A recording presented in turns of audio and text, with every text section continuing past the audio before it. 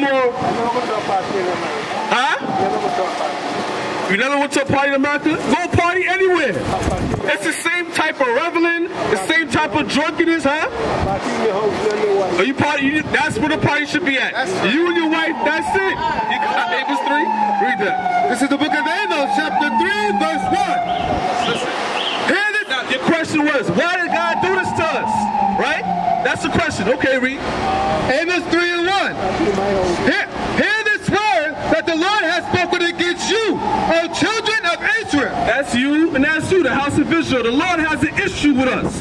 Yes, we are the chosen people.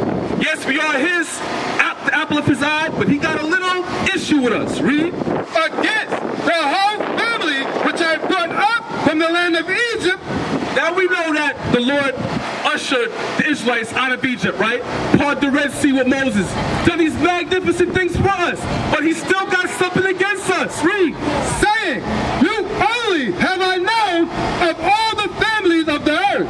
So where's that sign that got, oh, here we go. Look at this sign right here. You got the Edomites, right? Also known as Caucasians in modern times. You have the Moabites, who are the Chinese. You have the Arabs. You got East Indians. You got other tribes in Africa. You got the Russians. You have the Polynesians. Out of all the people on earth, what do you say about the Israelites? You only have I known of all the families of the earth. So out of all the nations on earth, the Lord only knows and deals with one nation. That's us. And because of that, read. Therefore, I will punish you for all your iniquity. So you can see the Arab man do the most wickedest things out here and prosper. You can see Caucasians join the mafia, doing hits, and they own your construction businesses. You can see these Jewish people do the most underhanded, conniving business deals, and they own the biggest world banks. They prospering off of wickedness. But what's going to happen to us if we perform that same wickedness? Read it again. You only have I known of all the families of the earth. Therefore, I will punish you for all your iniquity. What's good for the goose ain't good for the gander. The things that the people in the world do and prosper, it does not work for the Israelites. We get punished for it. Give me this one. No, give me Deuteronomy 27 and read from 24 on down. So what we're telling you is the reason why we're going through this is because we broke the laws of God. Like I said, like the Bible said, there's things that the people in the world can get away with.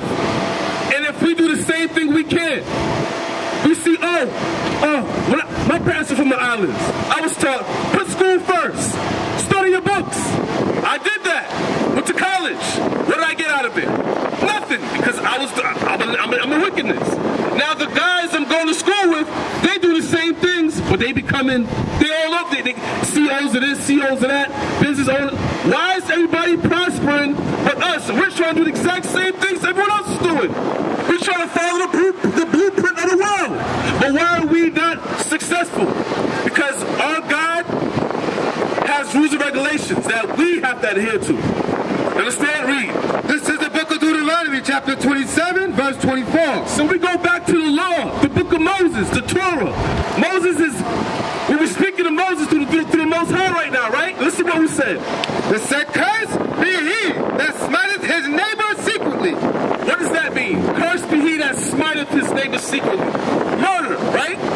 Cursed be he that commit murder. Kill his neighbor. Do you not see that going on out here? But when we were in the wilderness, when the Lord said, cursed be he that kills, what do we say? And all the people shall say, Amen. We said, I agree. If you kill your neighbor, yes, you should be cursed. Read. Cursed be he that taketh reward to slay an innocent person. There's more. So it said, cursed be he that taketh reward to kill an innocent person. What's that called? A hitman. Hitman for hire. Let me join this gang. Oh, you want to get on the gang? All right. You see him? Go kill him to prove that you're down. So the people say, you know what? Yeah, Lord. Amen. Read. And all the people shall say, Amen. So we agreed to the terms and conditions of this contract with the Lord. We agreed to it. We agreed that, yes, they should be punished if they break these laws. Read. Cursed be he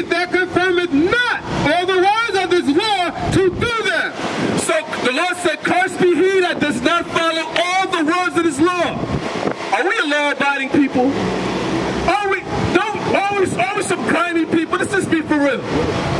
But back then, what would we say? What did we say after the Lord said, cursed be he that does not conform to all the words of the law? What was our response? And all the people shall say, Amen. In the spirit, back then, you was around. You said, Amen. You was back there too. You said, Amen. I was back there too. I said, Amen. Fast forward now, what's happening to us? We're suffering all the curses that we agreed to the terms and conditions of. That's why we go through the same situation right now. That's why when we do Deuteronomy 28:15, it reiterates the same thing in the very next chapter. Read that. This is the book of Deuteronomy, chapter 28, verse 15. But it shall come to pass, if thou... It shall come to pass. Here's the contract. Listen to them. It came to pass. It was history. Now we suffer the consequences. But listen to the contract. Listen. If thou wilt not hearken unto the voice of the Lord thy God, to observe to do all his commandments and his statutes, which I command thee this day, that all these curses... So if we do not follow all the laws that we agreed to and said amen to, if we do not follow the laws of God, curses will fall on us. That's right. Read. That all these curses shall come upon thee and overtake thee. 16? Yeah. Cursed shall thou be in the city. And that's why we're right here today on Mount Avenue suffering the curses. What is a nation? Nation is family. Nation is community. Nation is men leading by example. Nation is women's support. Nation is children with role models. Nation is unity. Nation is you.